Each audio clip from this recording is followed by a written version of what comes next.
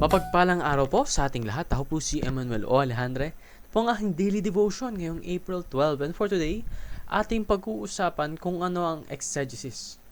Makikita natin ito sa 2 Timothy chapter 2 verse 15 na nagsasabing, "Do your best to present yourself to God as one approved, a worker who does not need to be ashamed and who correctly handles the word of truth."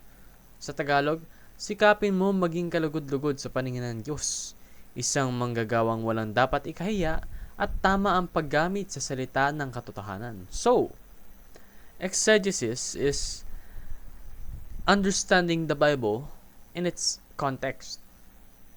Kumbaga, iniintindi mo talaga yung Biblia sa kung ano ito. Kung anong intensyon ng Panginoon dito. Exegesis guards us against eisegesis. Eisegesis is the process of reading something na kung saan meron kang personal bias. Sabihin natin nagbabasa ka ng Bible verse.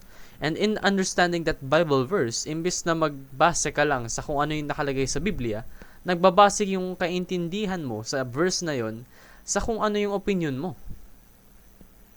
Kumbaga, nagkakaroon ng personal influence na maaaring magbigay ng inaccurate interpretation sa'yo sa Bible verse na yon. That's why we should practice exegesis because it guides us to what the Bible teaches. Nakabase po ang exegesis sa kung ano talaga ang intensyon ng Panginoon. Kung ano yung nandoon sa mismong Bible. Because exegesis leads us to right teaching and right application. Kapag iniintindi mo talaga yung mga scriptures in their own context, ma-apply mo siya sa buhay mo. And kapag na-apply mo siya sa buhay mo using the right context, then paglulugod ka ng Panginoon. No, actually, magbibigay kaluguran ka sa Panginoon, no? So, as Christians, we should study the Word prayerfully. Pag-aralan po natin ang ating mga nababasa sa Biblia, ang salita ng Panginoon, ng napakaigi, napakabuti, at bukal na bukal sa ating puso. Let us seek to understand Scripture exegetically. Sa mismong context niya, sa mismong intensyon ng ating Panginoon. Hindi po natin dapat haluan ng personal opinion. Let us be